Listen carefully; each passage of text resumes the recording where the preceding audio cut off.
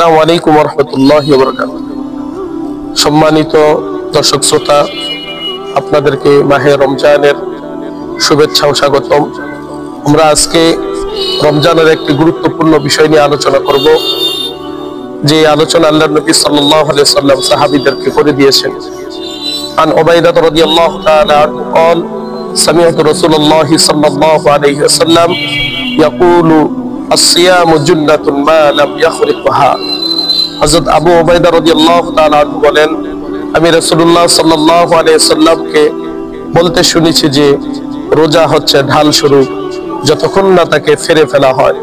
নাসাই, ইবনে মাজাহ, ইবনে খুজাইমা, হাকিম বিভিন্ন কিতাবে এই হাদিসটি বর্ণিত হয়েছে।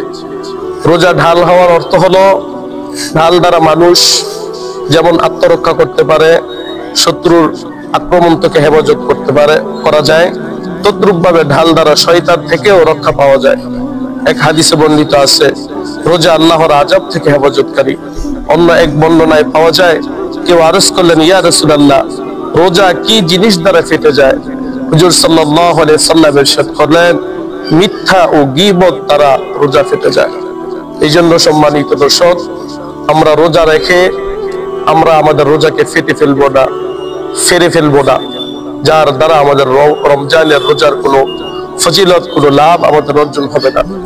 এই জন্য আল্লাহ রাসূল সাল্লাল্লাহু আলাইহি ওয়াসাল্লাম বলেছেন, আস-সিয়ামু জুন্নাতুন মা লাম ইয়াখরিকহা, রোজা হলো ঢাল স্বরূপ, যতক্ষণ না এটাকে ফেরে ফেলা হয়।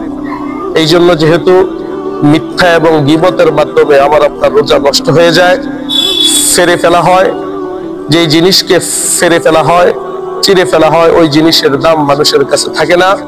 তদ্রূপ রমজানের রোজাকে যদি আমরা ছিঁড়ে ফেলি, ফেটে ফেলি, তখন এর দ্বারাও আমার আপনার কাঙ্ক্ষিত যে অর্জন, সেই অর্জন আসবে না। এই জন্য আমরা রোজা রেখে অবশ্যই মিথ্যা কথা এবং গীবত বলা থেকে বিরত থাকবো, যেন আমার আপনার রোজাটা, রমজানের হাকিকতটা যেন আমার পরিপূর্ণ অর্জন হয়। আল্লাহ তাআলা আমাদের সকলকে রমজানের রোজা রেখে মিথ্যা এবং গীবত থেকে বেঁচে থাকার তৌফিক দান করুক।